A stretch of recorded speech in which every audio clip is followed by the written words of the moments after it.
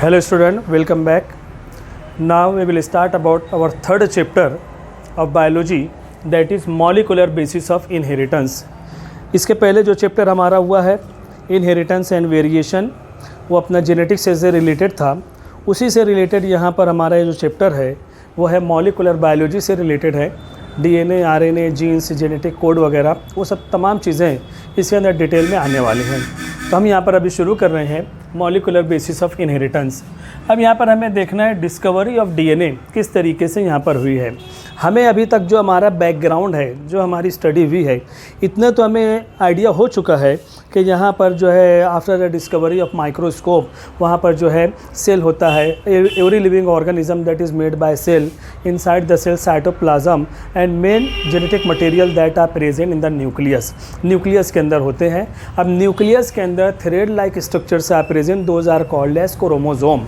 And chromosome these are made by very small units, those units are called as DNA. उसी को यहाँ पर DNA कहा जाता है. तो modern study about discovery of DNA के ताल्लुक से कहते हैं कि DNA deoxyribose nucleic acid that consist of nucleic acid. DNA के अंदर यहाँ पर स्मॉल यूनिट्स प्रेजेंट है और वो जो स्मॉल यूनिट्स होते हैं that is called as nucleic acid. उसी से बना है यहाँ पर डीएनए डीऑक्सीराइबोज न्यूक्लिक एसिड.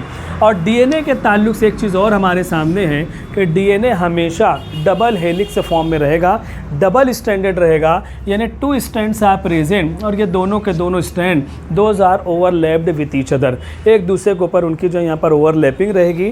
तो ऐसा जो स्ट्रक्चर है, जो 3 डायमेंशनल स्ट्रक्चर है, उसको कहा जाएगा डबल हेलिक्स स्ट्रक्चर. तो डीएनए हमेशा डबल स्ट्रैंडेड फॉर्म में, डबल हेलिकल फॉर्म में, डबल हेलिक्स फॉर्म में हमेशा जो यहाँ पर पाए जाते हैं.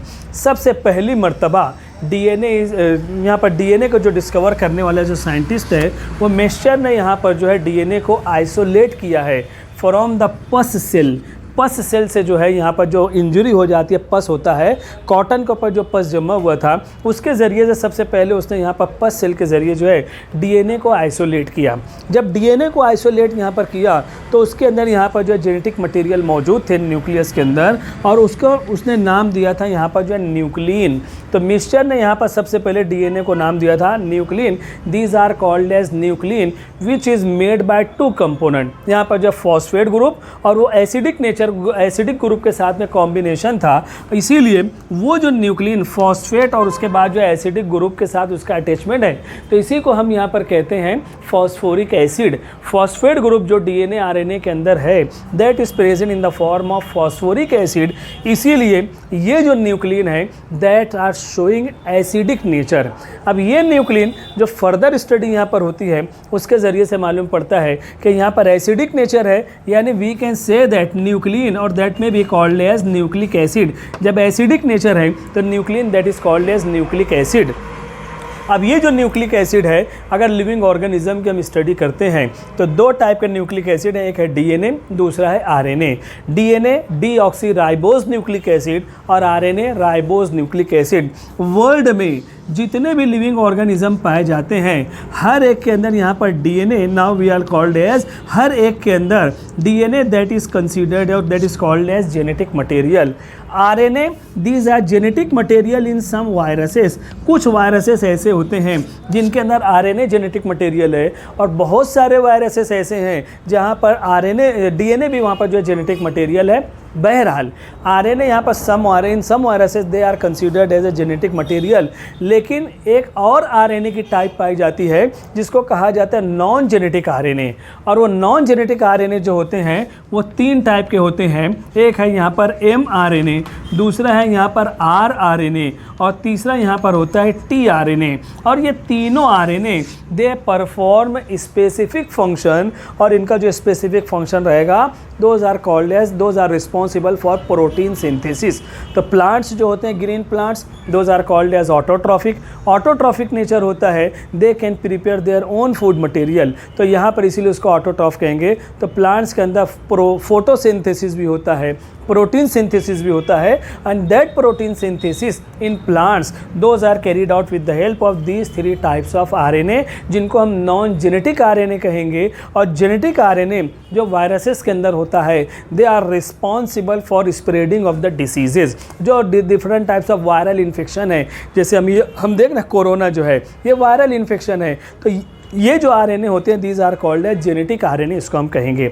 बहरहाल इस तरीके से डीएनए की जो है यहाँ पर डिस्कवरी हुई, और ये चीज़ यहाँ पर कंफर्म होती है कि genetic material DNA is called है जेनेटिक मटेरियल। लेकिन इसके अंदर भी स्टार्टिंग में जब स्टडी शुरू की गई डीएनए के ताल्लुक से यहाँ पर देखा गया इन 1900 यहाँ पर जेनेटिक मटेरियल 2 चीज़ें थी। Genetic material is either DNA और दैट में भी प्रोटीन। ये कन्फ्यूज़न था कि यहाँ पर डीएनए के साथ में यहाँ पर प्रोटीन के मॉलिक्यूल होते हैं। इसी चैप्टर के अंदर आगे हम देखेंगे वो histone protein, non histone protein होते हैं। तो यहाँ पर अब ये कन्फ्यूज़न था कि जेनेटिक मटेरियल तो यहाँ पर है, अब वो डीएनए है कि यहाँ पर प्रोटीन के मॉलिक्यूल हैं, ये है। तो 1900 के अंदर ये यहाँ से समझ में आता है कि जेनेटिक मटेरियल आइदर दैट में भी डीएनए और प्रोटीन।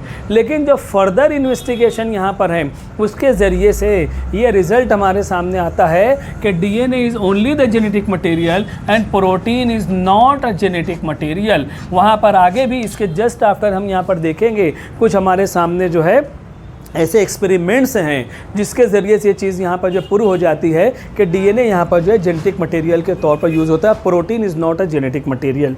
फिर यहाँ पर और स्टडी हुई ड्यूरिंग 1928 से 1952 DNA is genetic material not protein, ये कन्फर्म हो जाता है। कैसे कंफर्म हुआ है उसके लिए यहाँ पर जो है 3 ओपिनियंस हमारे सामने मौजूद है, 3 एक्सपेरिमेंट्स, 3 साइंटिस्ट के एक्सपेरिमेंट यहाँ पर प्रेजेंट हैं। उसके ज़रिए तीनों एक्सपेरिमेंट के ज़रिए ये चीज़ कंफर्म हो जाती है कि DNA is the only genetic material and not the protein या इसी तरीके से कोई और मटेरियल यहाँ पर जेनेटिक मटेरियल के तौर पर यूज़ नहीं होते हैं। अब वो 3 ओपिनियन जो यहाँ पर प्रेजेंट हैं वन बाय वन हम यहाँ पर उसको देखेंगे। सबसे पहले हमें यहाँ पर पहला ओपिनियन जो सबसे पहली मर्तबा डीएनए को यहाँ पर शो करता है कि DNA is a genetic material, वो यहाँ पर जो ओपिनियन है, वो जो कंफर्म रिजल्ट हमारे सामने आता है वो है पहला जो रहेगा वो है ग्रिफिथ्स एक्सपेरिमेंट। पहला जो हमारे सामने है that is called as Griffith's experiment. इस एक्सपेरिमेंट के ज़रिए यहाँ पर जो है डीएनए जेनेटिक मटेरियल है उसको कंफर्म करने की कोशिश यहाँ पर की गई है। Griffith name of the scientist है, he was a bacteriologist. Griffith की जो स्टडी थी वो एक बैक्टीरिया के ऊपर स्टडी चल रही थी, इसीलिए उसको कहा जाता है बैक्टीरियोलॉजिस्ट। जिस बैक्टीरिया के ऊपर, जिस माइक्रो ऑर्गेनिज़म के ऊपर उसने यहाँ पर स्टडी की, उस माइक्रो ऑर्गेनिज़म, उस बैक्टीरिया का नाम था स्ट्रेप्टोकोकस निमोनी। ये जो है यहाँ पर बैक्टीरिया का नाम है स्ट्रेप्टोकोकस निमोनी। इस बैक्टीरिया को यहाँ पर ग्रिफिथ ने अपने रिसर्च वर्क के लिए जो है यहाँ पर चूज़ किया है। अब यहाँ पर ये जो यहाँ पर बैक्टीरिया यहाँ पर होते हैं, जब और फर्दर स्टडी उसने की तो यहाँ पर उसने देखा कि बैक्टीरिया की 2 टाइप पाई जाती है। पहली टाइप यहाँ पर जो बैक्टीरिया होती है उसको कहा जाता है एस टाइप ऑफ बैक्टीरिया, और दूसरी टाइप जो होती है that is called as R type of bacteria. S type of bacteria smooth walled bacteria होते हैं, स्मूथ उनकी जो सेल वॉल होती है इसीलिए उसको एस टाइप कहेंगे। और आर टाइप ऑफ बैक्टीरिया जो रहेगी उनकी यहाँ पर जो वॉल है रफ सरफेस होती है, इसीलिए उनको जो है यहाँ पर आर टाइप यानी रफ सरफेस ऑफ बैक्टीरिया वाले उनको जो है ये टाइप कहा जाता है। तो उनके स्ट्रक्चर यहाँ पर दोनों के अंदर अलग अलग थे। जब उसने यहाँ पर स्ट्रेप्टोकोकस निमोनी को चूज़ किया है तो जब फर्दर इन्वेस्टिगेशन किया तो ये 2 टाइप यहाँ पर हमारे सामने आती है। अब उसके बाद और उसको यहाँ पर उसने स्टडी की। अब ये 2 टाइप के स्ट्रक्चर के अंदर तो चेंजेस हैं यहाँ पर, लेकिन यहाँ पर उसने देखा कि दोनों बैक्टीरिया का जो इफ़ेक्ट है, जो उनका रोल है, that is also different from each other, वो भी एक दूसरे से डिफरेंट होता है। उसने ये देखा कि S type of bacteria these are virulent in their nature, और यहाँ पर आर टाइप ऑफ बैक्टीरिया जो थे वो नॉन वायरुलेंट या उसको जो है अवायरुलेंट कहा जाता है।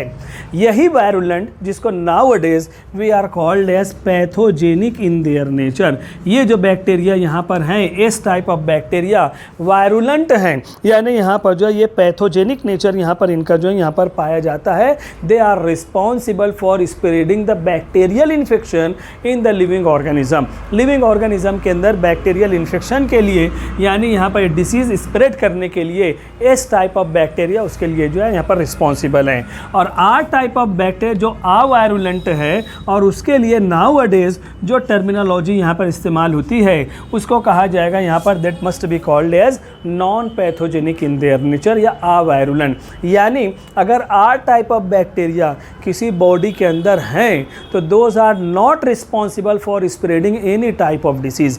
किसी भी डिसीज़ को स्प्रेड करने के लिए वो जिम्मेदार नहीं है। अगर वो रहेंगे भी हमारे बॉडी से या किसी भी लिविंग ऑर्गेनिज्म के बॉडी से फूड मटेरियल वो रिसीव करेंगे और उसके बाद अपनी लाइफ पूरी करने के बाद ऑटोमेटिकली ख़त्म हो जाएंगे। No any type of diseases that are spreading with the help of R type of bacteria. जो इन्फेक्शन फैलेगा वो सिर्फ एस टाइप ऑफ बैक्टीरिया के ज़रिए से यहाँ पर वो इन्फेक्शन जो है यहाँ पर स्प्रेड होगा। तो ये चीज़ हमें देखना है। तो ये बैक्टीरिया को उसने यहाँ पर जो है चूज़ किया है अपने रिसर्च वर्क के लिए।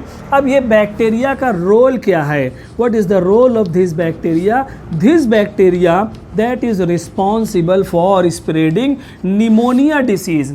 यहाँ पर ये जो निमोनिया डिसीज़ होती है that are found in human and in various types of animal body. Animals के अंदर और इसी तरीके से ह्यूमन के अंदर एक कॉमन डिसीज़ है जो यहाँ पर निमोनिया की बीमारी होती है। और ये निमोनिया डिसीज़ जिसको निमोनाइटिस भी कहा जाएगा, ये इस टाइप ऑफ बैक्टीरिया की वजह से डिसीज़ जो है यहाँ पर स्प्रेड होती है। तो यहाँ पर यानी ये जो ग्रिफिथ था उसने अपने एक्सपेरिमेंट के लिए निमोनिया डिसीज़ और उसके जो कॉजेटिव एजेंट हैं यानी स्ट्रेप्टोकोकस निमोनिम उसको जो है यहाँ पर जो है चूज़ किया। अपना टॉपिक उसने सेलेक्ट किया है।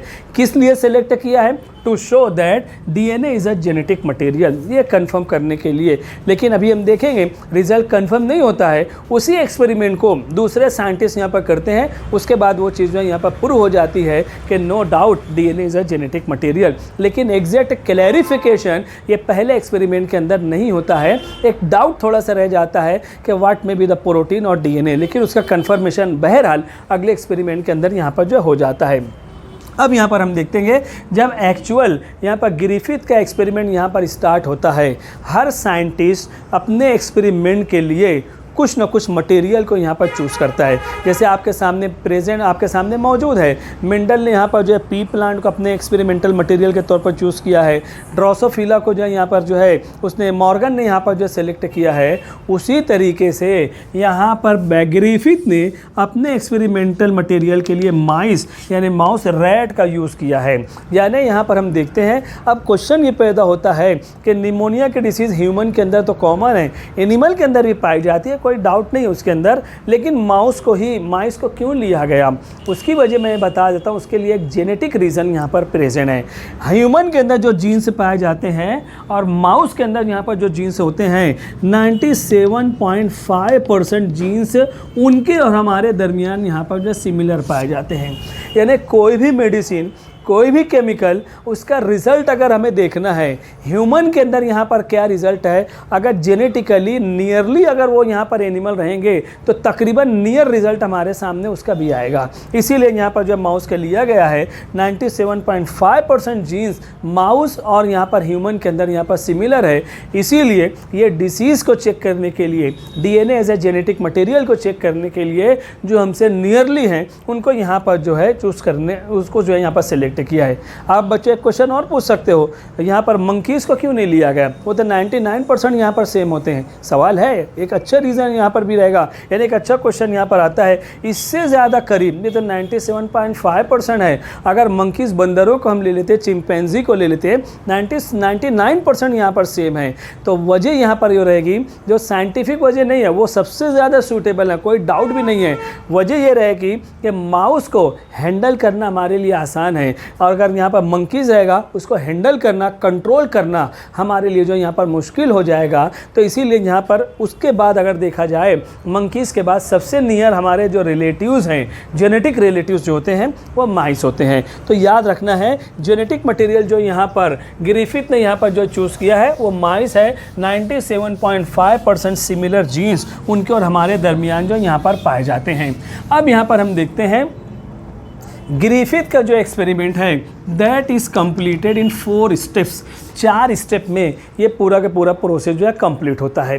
पहली स्टेप यहाँ पर जो पाई जाती है, हेल्दी माइस को यहाँ पर ग्रिफिथ ने जो है यहाँ पर सिलेक्ट किया है, हेल्दी माइस को लिया गया and he injected in the mice, he injected R type of bacteria. R type of bacteria को उसने इनके बॉडी के अंदर यहाँ पर R type of bacteria that are entered in the body of mice with the help of injection. So he injected R type of bacteria in the body of mice, उसके अंदर select किया। अभी just हमने यहाँ पर देखा है R type of bacteria अवायरुलेंट है, नॉन पैथोजेनिक है। जब नॉन पैथोजेनिक है, अवायरुलेंट है, तो यहाँ पर रिजल्ट हमारे सामने क्या आने वाला है, no pneumonia that are developing, no pneumonia that are developing in the body of mice. Body of mice के अंदर जो है no pneumonia that are observe, कोई निमोनिया का ऑब्जर्वेशन वहाँ पर नहीं होगा। जाहिर सी बात है, शुरुआत में हमने यही देखा है कि R टाइप वाले जो है नॉन पैथोजेनिक नेचर में पाए जाते हैं। अब उसके बाद दूसरी स्टेप यहाँ पर एक्सपेरिमेंट शुरू होती है। ये माइस को यहाँ पर जो छोड़ दिया गया, दूसरे हेल्दी माइस को यहाँ पर लिया गया एंड उसके बाद जो यहाँ पर S type of bacteria that are injected in the body of mice. और हमारे सामने शुरुआत में स्टार्टिंग में हमने देखा है S टाइप ऑफ बैक्टीरिया यहाँ पर जो वायरुलेंट हैं, पैथोजेनिक नेचर में पाए जाते हैं। They show their adverse effect in the body of mice, और उसका रिजल्ट ये रहेगा कि after few days pneumonia that are developing in the body of healthy mice, pneumonia develop होता है और ये जो हेल्दी माइस थे निमोनिया से अफेक्ट होते हैं and after that will die, वो जो यहाँ पर ख़त्म हो जाते हैं, उनकी डेथ हो जाती है, मर जाते हैं। ये भी रिजल्ट हमारे सामने आता है। तीसरा रिजल्ट, तीसरा जो एक्सपेरिमेंट है, तीसरा ग्रुप यहाँ पर हेल्दी माइस का लिया गया। अब क्या किया गया है वो देखना है। S टाइप ऑफ बैक्टीरिया जो यहाँ पर लिविंग फॉर्म में लिए गए थे, अब यहाँ पर जो है heat killed S type of bacteria, heat killed S type of bacteria को यहाँ पर जो है हेल्दी माइस के बॉडी के अंदर जो इंजेक्ट किया गया। अब ये हीट किल्ड क्यों, यहाँ पर हम कहते हैं अगर किसी भी चीज़ को अगर बॉयल किया जाए, हेल्दी यहाँ पर जो हीट किया जाए, वो जो है यहाँ पर ख़त्म हो जाते हैं, डेड हो जाते हैं। तो यहाँ पर वही चीज़ थी हमारे सामने, जब heat killed S type of bacteria को यहाँ पर इंजेक्शन के ज़रिए हेल्दी माइस के बॉडी के अंदर डाला जाता है, इंटर किया जाता है, तो हमारा जो एक्सपेक्टेशन है उसके मुताबिक ही यहाँ पर रिजल्ट आता है कि यहाँ पर no pneumonia that are developing in the body of mice, और ये mice they continue their life without pneumonia, उनकी लाइफ यहाँ पर कंटिन्यू है। यानी वो चीज़ कंफर्म हमारे सामने आ जाती है कि हीट करने से कोई भी चीज़ जो है वो डिसऑर्गेनाइज हो जाती है, उसके अंदर जो लिविंग प्रॉपर्टी है वो तमाम चीज़ें यहाँ पर ख़त्म हो जाती है। ये चीज़ जो है यहाँ पर हमारे सामने आता है।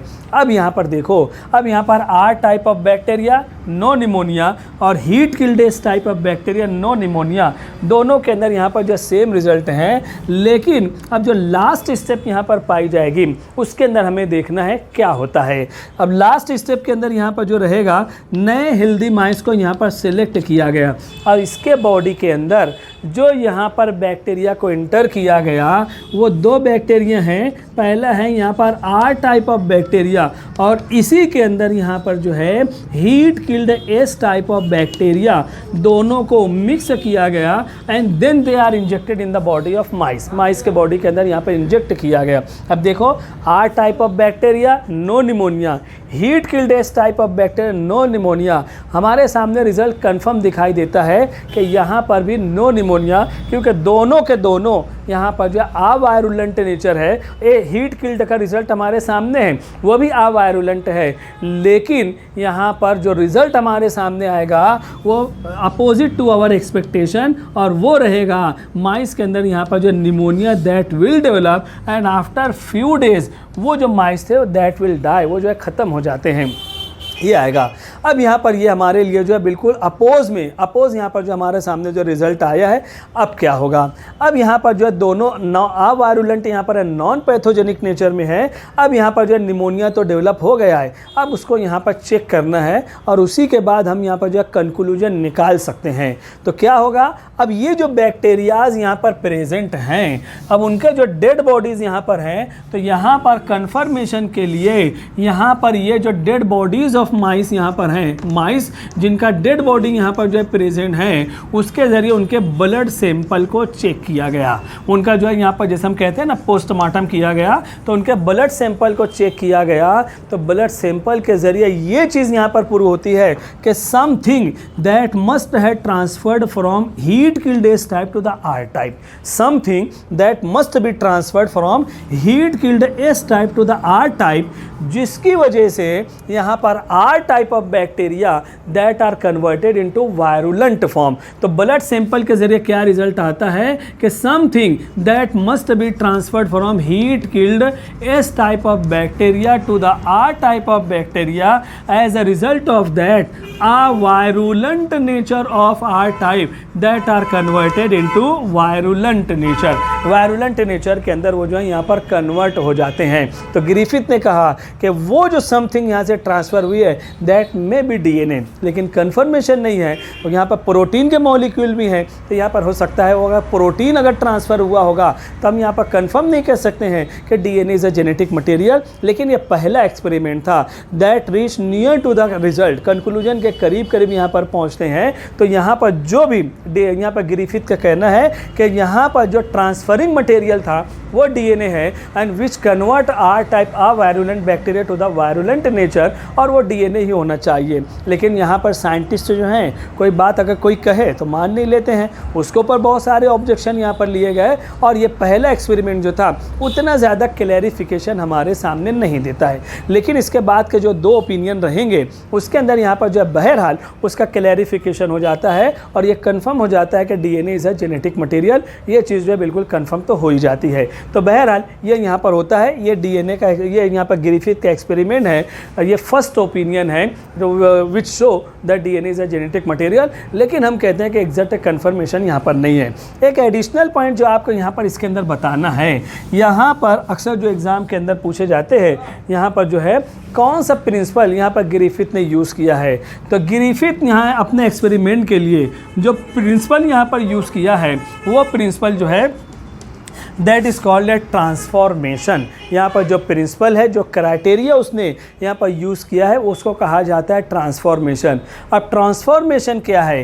If in any experiment if bacterial DNA that are use, अगर किसी भी एक्सपेरिमेंट के अंदर अगर बैक्टीरियल डीएनए यूज़ होते हैं तो that method that is called a transformation method, इसको कहा जाता है। आगे हमारा आने वाला है, एक रहेगा ट्रांसडक्शन मेथड। तो ट्रांसडक्शन के अंदर if viral DNA that are transferred here for the experiment, अगर वायरल डीएनए ट्रांसफर होते हैं तो उसको ट्रांसडक्शन कहा जाएगा।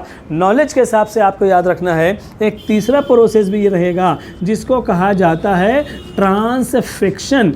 ट्रांसफिक्शन का मतलब होता है if eukaryotic DNA are transferred from one living organism to another, तो यूकैरियोटिक रहेगा तो उसको ट्रांसफिक्शन कहेंगे। तो इस तरीके से यहाँ पर मॉलिकुलर स्टडी या जेनेटिक स्टडी के अंदर जो ट्रांसफरिंग मटेरियल होते हैं उसके बेस पर यहाँ पर ये तीन टाइप पाई जाती है। बैक्टीरियल डीएनए यानी हम कह सकते हैं प्रोकैरियोटिक डीएनए, अगर उनको हम यूज़ करते हैं वो ट्रांसफॉर्मेशन है। अगर यहाँ पर वायरल डीएनए या बैक्टीरियोफाज वगैरह इस्तेमाल होते हैं तो उसको ट्रांसडक्शन कहा जाएगा। और ट्रांसफिक्शन यहाँ पर जो होता है if eukaryotic DNA that are transferred तो उसको ट्रांसफिक्शन कहेंगे। ये ट्रांसफरिंग मटेरियल, ट्रांसफरिंग प्रोसेस तरीके से ये तीन टाइप के यहाँ पर पाए जाते हैं। तो बहरहाल इतना जो हमारे सामने आया है उसके ज़रिए से हम पहुँच रहे हैं करीब करीब कि DNA is a genetic material. बहरहाल ये ग्रिफिथ एक्सपेरिमेंट था। अगले लेक्चर के अंदर हम देखेंगे इसके बाद जो दो एक्सपेरिमेंट और हैं उसके ज़रिए से कंफर्म हो जाएगा DNA is a genetic material and not the protein. इंशाल्लाह अगले पीरियड में हम फिर मिलते हैं। Thank you.